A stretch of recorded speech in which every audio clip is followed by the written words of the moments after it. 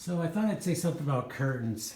So when we purchased the property, there was lots of hardware where they had put curtains on, and Amy thankfully went through and took it all off and came up with these friction fit curtain rods, and then she made curtains for all the windows.